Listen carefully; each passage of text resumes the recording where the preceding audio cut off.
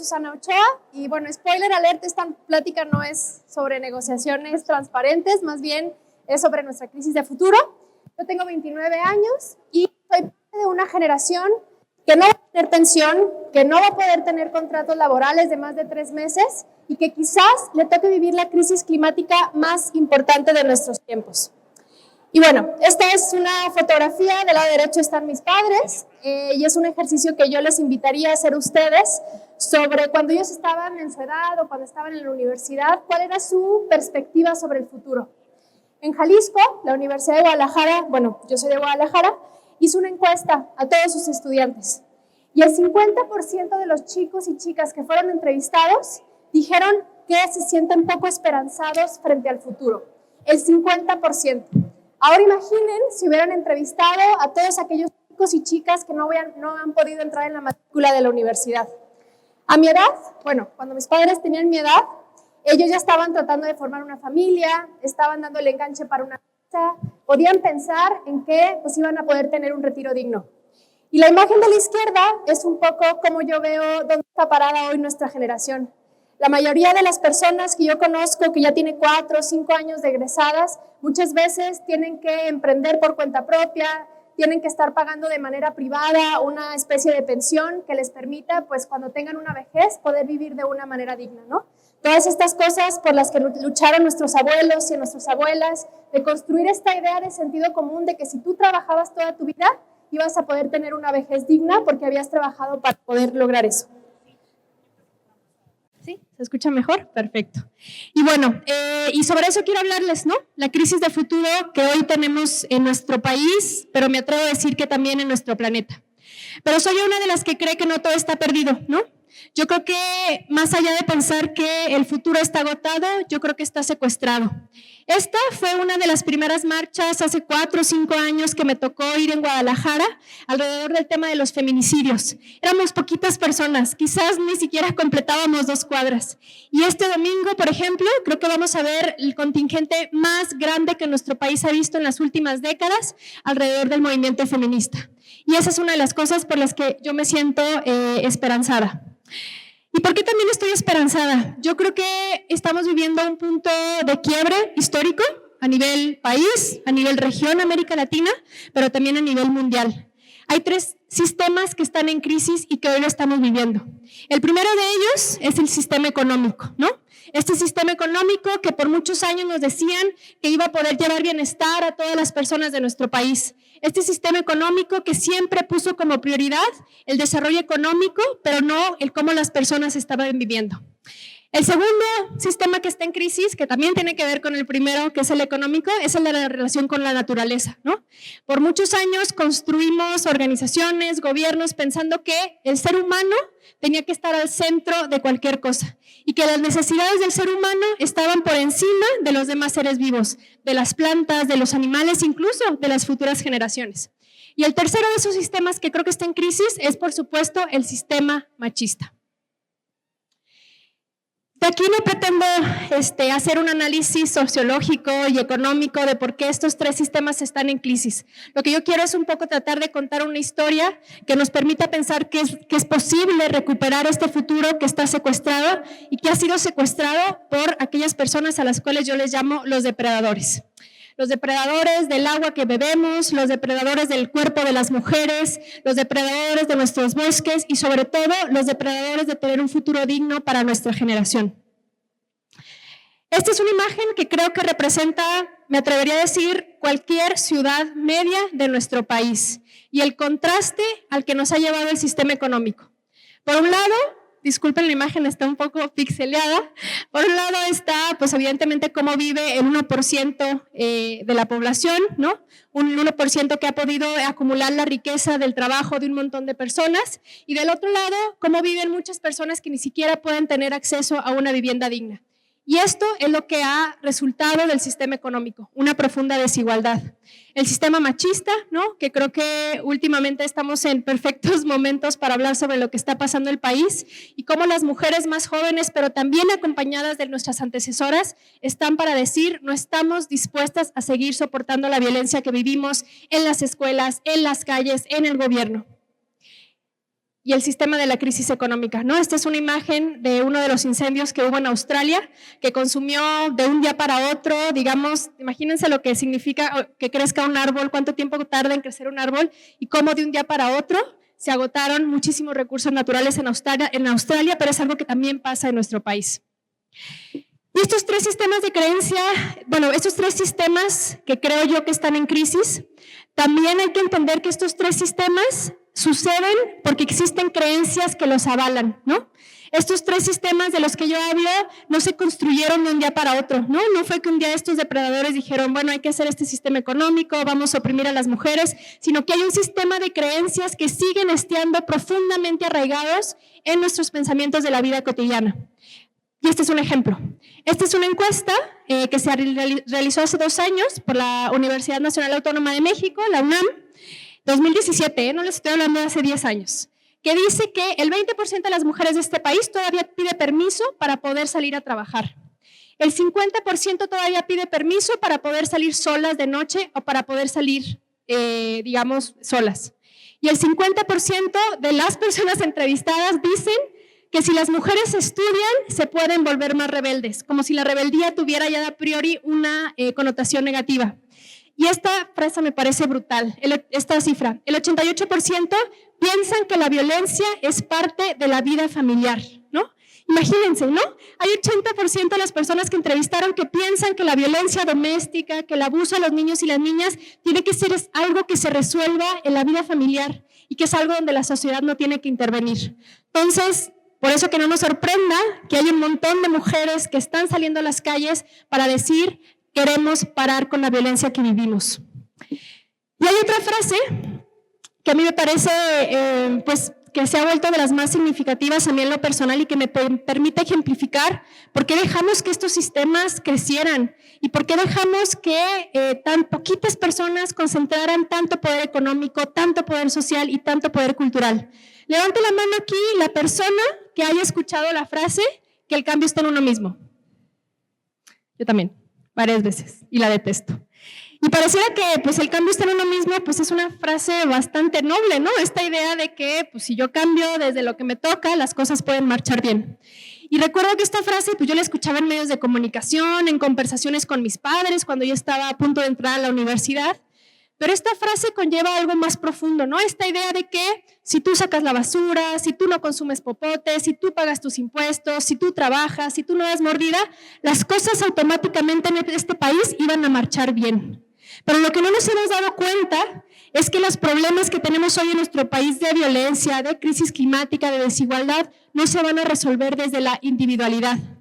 Porque por muchas décadas construimos una sociedad bajo este concepto, ¿no? Que bastaba con ser buen ciudadano y ser buena ciudadana para que las cosas marcharan bien. Y no digo que renunciemos a ser buenos ciudadanos o ser buenas ciudadanas, pero tenemos que darnos cuenta que mientras nosotros o quizás nuestros padres se autocomplacían con la idea de que voy a llevar a mis hijos a una buena universidad, voy a sacar la basura, voy a pagar los impuestos, en ese momento, pues los grandes, digamos, poderes fácticos siguieron organizándose, el crimen organizado siguió organizándose, el trabajo se comenzó a precarizar. ¿Cuántas personas de aquí, por ejemplo, podría ver el Día del Trabajo como una lucha de nuestra generación?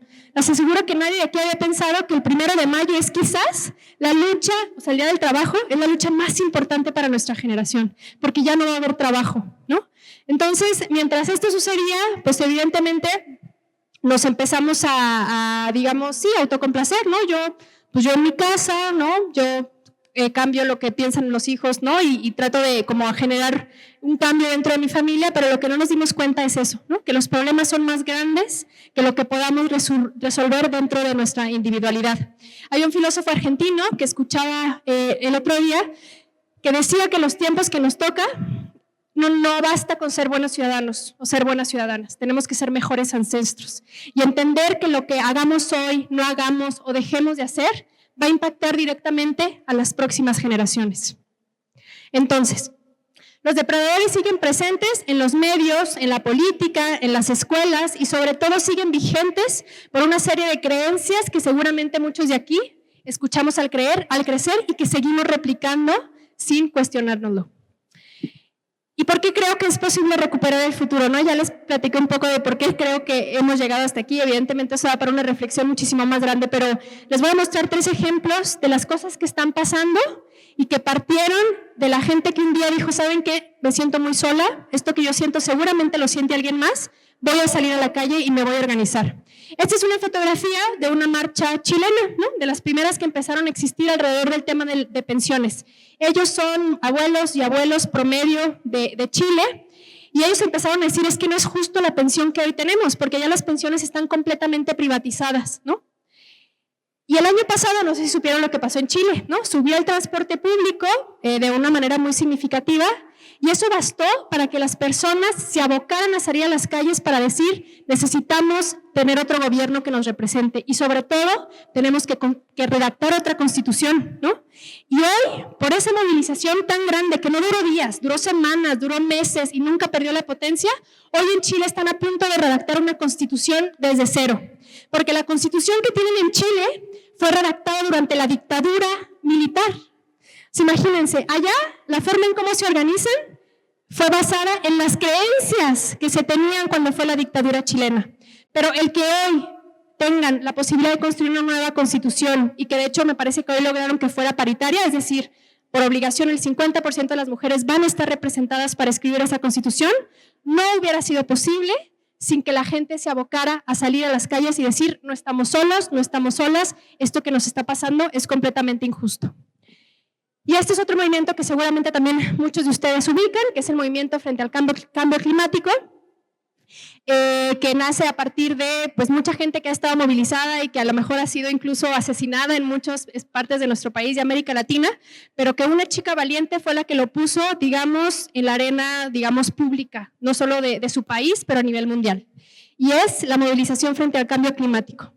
Y de las cosas que más me esperanza de este movimiento frente a la crisis climática es que estos chicos y estas chicas se plantan en el Congreso, porque tienen la claridad de que la crisis climática no solo se va a resolver dejando de consumir popotes o dejando de utilizar bolsas de plástico, que me parece que es la primera cosa de congruencia que deberíamos hacer, pero eso solo se va a resolver si cambiamos el paradigma de lo que significa el desarrollo económico, ¿no?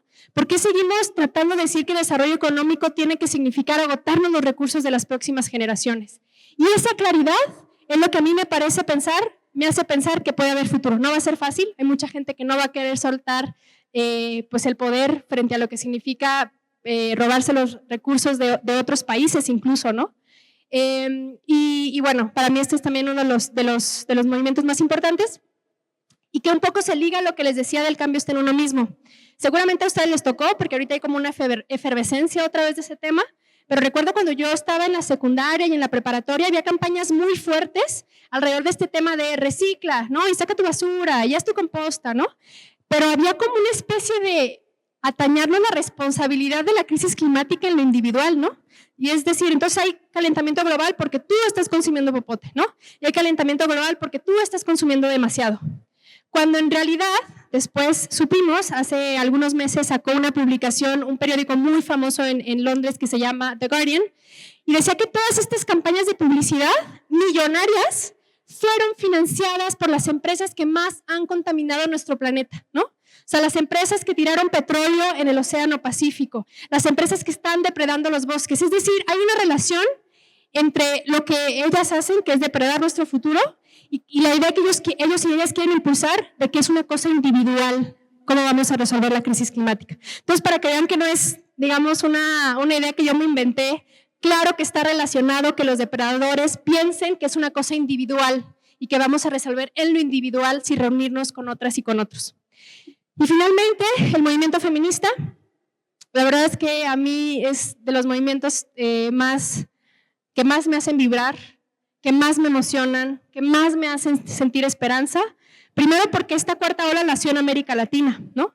Muchas de las olas feministas habían sido marcada la pauta por muchas feministas en Estados Unidos, pero esta última cuarta ola feminista nace en Argentina, por mujeres que salieron a decir no es posible que nos estén matando nuestras parejas.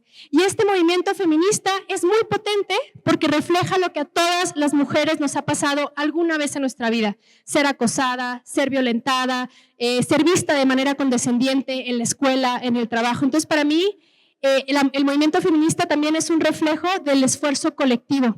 Porque si se fijan, el movimiento feminista no tiene un solo liderazgo, ¿no? O sea, no tiene una sola cara que desde arriba, de manera autoritaria, diga qué hay que hacer.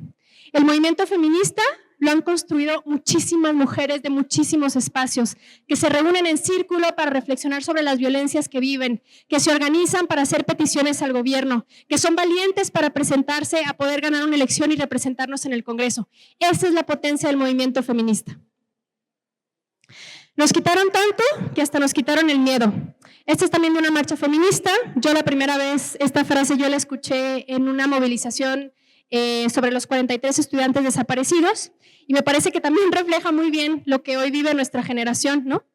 Nos quitaron la posibilidad de tener un aire limpio, nos quitaron la posibilidad de tener una vejez digna, y por eso no tenemos miedo y por eso nos vamos a organizar. ¿Y qué tienen en común estos tres movimientos que son un reflejo de la crisis de los tres sistemas de los que les hablaba?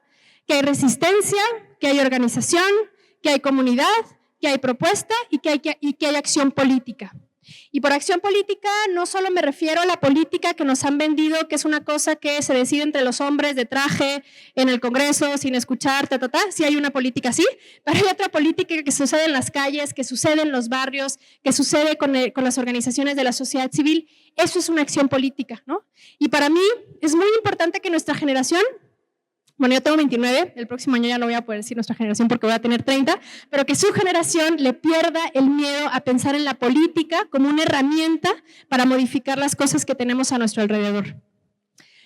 Entonces, ¿qué les diría yo si tienen ganas de recuperar el futuro que está secuestrado por estos depredadores a través de los sistemas que lograron construir?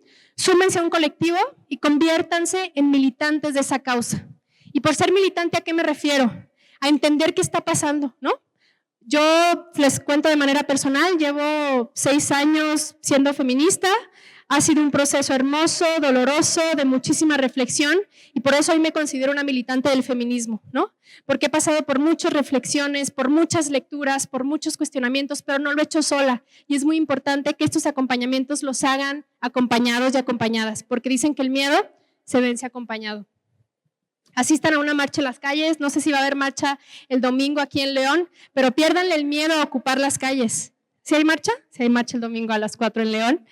Asistan, o sea, de verdad lo que significa compartir el espacio público con personas que han pasado por lo mismo que nosotras y que nosotros es de las cosas más hermosas a las cuales no podemos renunciar.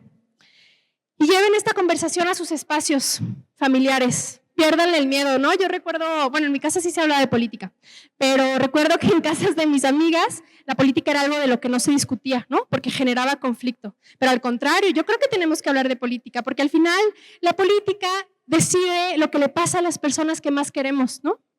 La forma en cómo luce una escuela, el presupuesto que se va para comprar medicinas, el cómo lucen nuestras calles, eso pasa por la política, aunque no nos guste, pasa por la política. Y termino con una frase que me ha acompañado desde que empecé mi actividad política, que dice: un gesto es revolucionario no por su contenido propio, sino por el desencadenamiento de los efectos que engendra. Parece rara, pero hay un ejemplo que me gusta acompañar de esta frase, y es lo que hizo Greta Thunberg, ¿no? Esta chica que un día estaba estudiando y dijo: ¿para qué estudio? Si va a haber una crisis climática horrible, seguramente ya no se va a poder ni siquiera habitar mi ciudad. Y se fue sola al Congreso, afuera del Congreso de su ciudad. Y lo estuvo haciendo por semanas, sola, sin estar acompañada. Y esa cosa que al principio, a lo mejor yo creo que quienes estaban de guardias en el Congreso dijeron: esta chica loca no va a lograr absolutamente nada, logró una movilización internacional. Y a eso me refiero con esta frase. Entonces, yo les quiero agradecer muchísimo. Hagan política, reúnanse con otras personas, porque solo así vamos a poder, pues, salvar el futuro que está secuestrado. Muchísimas gracias.